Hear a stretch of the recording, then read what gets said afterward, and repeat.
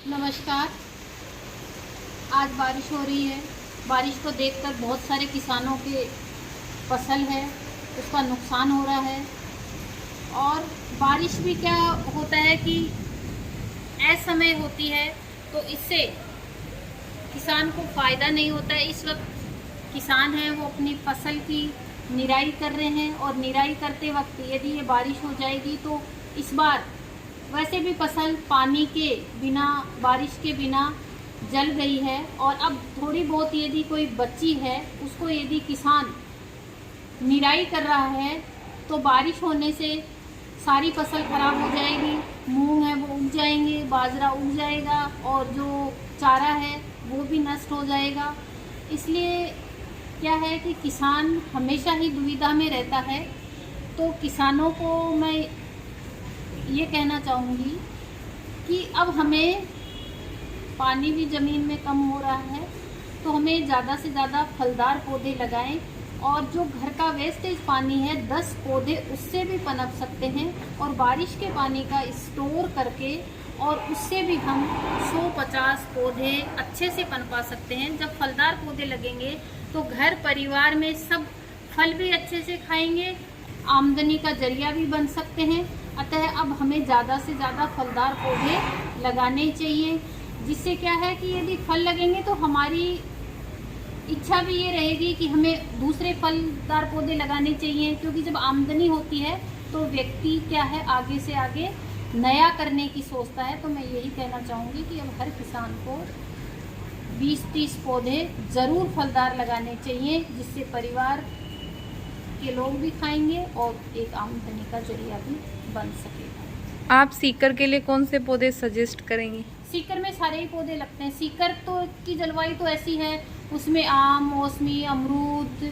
अनार सारे पौधे सीकर में लगते हैं। और अंजीर इतनी ज़्यादा हो रही है कि लोग उसका बहुत ज़्यादा अंजीर से कमाई भी अच्छी करी जा सकती है। कमाई भी अच्छी। कि पपीता इतना लगता है कि अब जैसे पपीता है तो 50-60 रुपए केजी है। सारे फल सीकर की जो जलवायु है, और जामुन भी बहुत अच्छे से होता है। अगर मोटे वाले जामुन के सारे जामुन 10 पेड़ भी अगर किसान लगा ले, जैसे अपन पौधारोपण का काम कर रहे हैं तो 10 साल से मैंने देखा है कि यहाँ सब फ्रूट लग रहे हैं। चीकू बहुत लगता है, जैसे अपने यहाँ चीकू, आम अपने यहाँ लग रहा है, तो खेत में तो ये चीकू बहुत लगते हैं। तो क्या है कि सीकर के लिए तो सभी पौधे मतलब लग सकते हैं।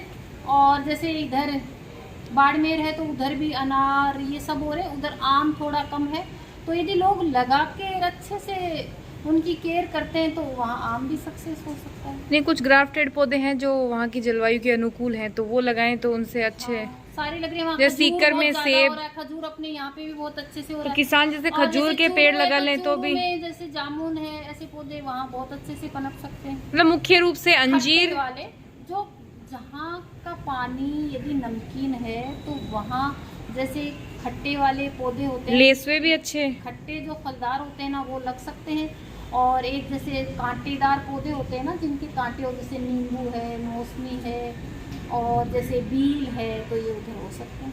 तो जैसे किसान 10 साल से जो अपने को अनुभव है यही। यार कुछ जैसे पौधे ऐसे होते हैं जिनकी, जैसे ये हार श्रृंगार है, तो ये पौधा मतलब जैसे वैसे एक औषधि के रूप में भी काम आता है, और इसके फूल और ये सब पत्ते एक औषधि के रूप से काम आते हैं। जैसे सागवान के हैं तो कई जगह सागवान के पौधे भी अच्छे से मतलब चंदन भी लगा रहे हैं सीकर में।